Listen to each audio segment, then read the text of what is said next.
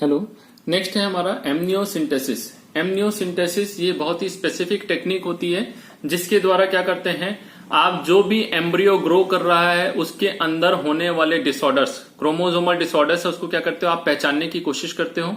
ठीक है। और दूसरा चीज है आप यहाँ पर जो भी एम्ब्रियो ग्रो कर रहा है उसका सेक्स को भी डिटरमाइन किया जा सकता है, जो कि एक गलत तरीका है। इसका गलत उपयोग किया जाता है इसमें सेक्स डिटर्मिनेशन के लिए। इंडिया में सबसे ज्यादा यही प्रॉब्लम है फीमेल फोर्टिसाइड्स के लिए। ठीक है। तो इसीलिए क्या है यहाँ पर एमनियोसिंथेसिस को बैन किया गया है, यानी कि कुछ स्पेसिफिक क्लॉज के अनुसार इसको किया जा सकता है, बाकी उसके अलावा आप जो है यहाँ पर क्या करते हैं एमनियोसिंथेसिस को नहीं करते।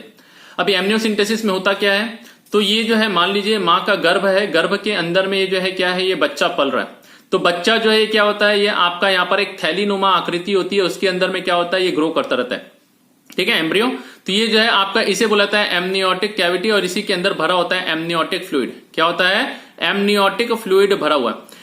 इस एमनियोटिक फ्लूइड को क्या किया जाता है, इंजेक्शन को यहां पर क्या करते हैं आप डालेंगे, और डालने के बाद इसको क्या किया जाता है, निकाला जाता है। ठीक है। अब एमनियोटिक फ्लूइड को निकाल रहे हैं, तो क्यों निकाल रहे हैं, क्योंकि देखिए जब बच्चा बनता है तो इस एमनियोटिक फ्लूइड में क्या होता है, तो ये जो बनने वाले सेल्स होते हैं, यानी कि जिसको आपका एम्ब्रियो बनाने वाले सेल्स होते हैं, वो क्या होते हैं, कुछ सेल्स आपके यहां पर क्या होते हैं इस फ्लूइड के अंदर पाए जाते हैं, जो कि किसके हैं, एम्ब्रियो के। तो हम क्या करेंगे, जब इस फ्लूइड को निकाले, मतलब इस सेल को निकाल लिया, अब इस सेल के अंदर हम क्या करते हैं, क्रोमोसोम को चेक करते हैं।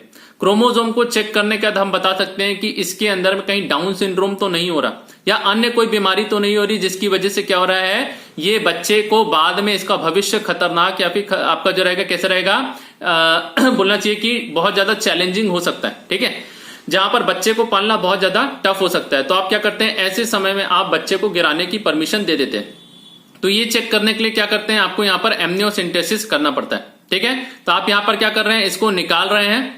निकालने के बाद चूंकि इसके अंदर में क्या है, फीटल सेल और कुछ डिजोल्व सब्सटेंस क्या होते हैं, पाए जाते हैं, और भी प्रोटीन वगैरह क्या होते हैं इसमें डिजोल्व होते हैं, उसको आप क्या करते हैं, चेक करके बताते हैं।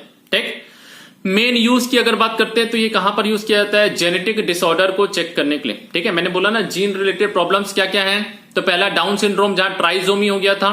ठीक, हीमोफीलिया, सिकल सेल एनीमिया, ये सब क्या है आपके जीन रिलेटेड, यानी डीएनए में एक प्रॉब्लम था, इसको आपने क्या किया, यहां से निकाल के इसके सेल में चेक किया। क्योंकि आपने क्या किया, यहां से आप फ्लूइड से निकाल रहे हो, किसी बच्चे के अंदर से नहीं निकाल रहे हो। इसको करने के लिए आपको सोनोग्राफी कंटिन्यूअसली करना पड़ता है, यानी सोनोग्राफी में आप क्या करते हो, सामने में इमेज देखते रहते हो। ठीक है, एक फोटो दिखती रहती है कि कहां पर बच्चा है, कहां एमनियोटिक फ्लूइड है, और उसके अनुसार आप क्या करते हो, यहां से इंजेक्शन को पियर्स करते हो स्किन के ऊपर से। फ्लूइड के अंदर डाला, फिर यहां पर जैसे गया फ्लूइड कैविटी के अंदर, वहां से फ्लूइड को लिया थोड़ा सा, और लेके वापस क्या करते हैं, इसको पैक कर देते हैं। ठीक है। अगले 24 घंटे तक महिला को क्या है, बहुत सावधानी से रहना है, बहुत ज्यादा वजन नहीं उठाना है, कोई प्रेशर नहीं देना चाहिए यहां पर, नहीं तो क्या होगा, ये लीकेज होकर आपका अंदर एम्ब्रियो को डिस्ट्रॉय हो सकता है। कंटिन्यूअसली जब तक प्रोसीजर चलता है तब तक आप क्या करते हो, यहां पर सोनोग्राफी से देखते रहते हो कोई प्रॉब्लम तो नहीं हो रहा, बच्चे की हार्ट बीट से लेके बच्चे का जो पूरा का पूरा पैटर्न है अंदर जो है मेटाबॉलिक एक्टिविटी वगैरह, उसके मूवमेंट्स, जर्क मूवमेंट्स वगैरह सब कुछ सही चल रहा है कि नहीं चल रहा है। ठीक है।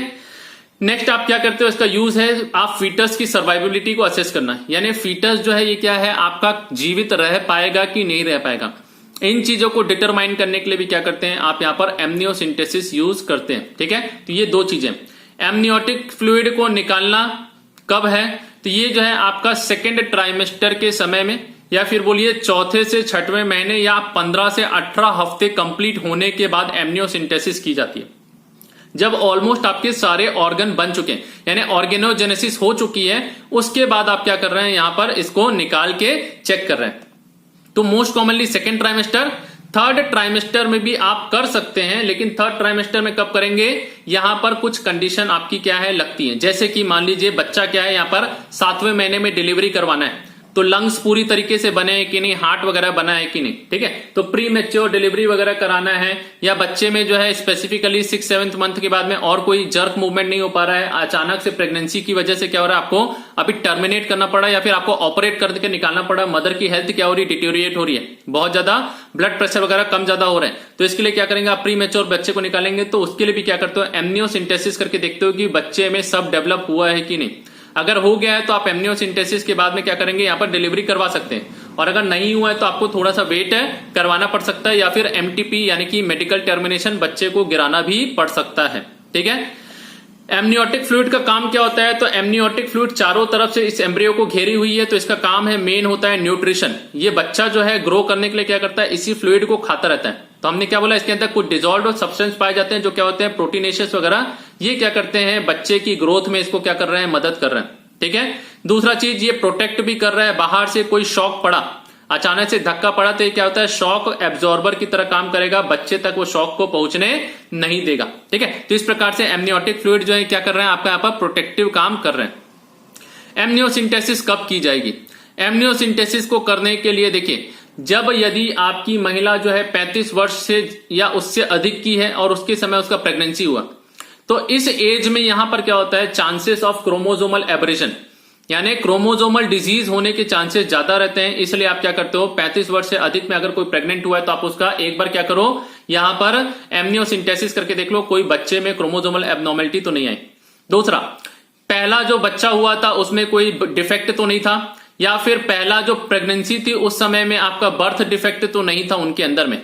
हो सकता है पहले प्रेगनेंसी रही हो, उसमें बच्चे में डिफेक्ट था, इसलिए बच्चे को गिराना पड़ा हो, या बच्चा पैदा हो गया था लेकिन पैदा होने के बाद उसमें क्या था? ये डिफेक्ट देखा गया। तो इस प्रकार के कंडीशन में फिर से ये रिपीट ना हो जाए तो आप क्या करते हो? एमनियोसिंथेसिस करवाते हो। ठीक। तीसरा, सोनोग्राफी किया या ब्लड टेस्ट किया और उसमें आपने क्या देखा कि यहां पर ब्लड टेस्ट या सोनोग्राफी में आपको बच्चे में ग्रोथ एबनॉर्मल दिख रही है, सर बड़ा बड़ा दिख रहा है, प्रॉपर्ली ग्रो नहीं कर रहा है, तो आप क्या करोगे? भैया कुछ तो गड़बड़ है, आप क्रोमोजोमल चेक कर लो। ठीक। तो ये क्या है? बर्थ डिफेक्ट को देख करने के लिए या इंडिकेशन जो रहता है क्या रहता है आपका? यहाँ पर एमनियोसिंथेसिस कर लो। लास्ट, पिछले बच्चा भी कुछ नहीं था, माँ बाप को भी कुछ नहीं, लेकिन फैमिली में हिस्ट्री है। ठीक। यानी आपके दादा दादी या नाना नानी में से किसी को क्या हुआ है? आपको यहां पर उनका, यानी आपके कोई भाई बहन में से कोई एक जन क्या था? यह इस प्रकार से किसी ना किसी डिफेक्ट से पीड़ित था, तो आपने क्या किया? यहां पर एमनियोसिंथेसिस करा के चेक कर लिया कि कहीं आपके बच्चे को भी तो ये नहीं हो रहा है। ठीक है। तो ये आपका एमनियोसिंथेसिस। इसके बाद में हम अगला नेक्स्ट क्लास में लेंगे।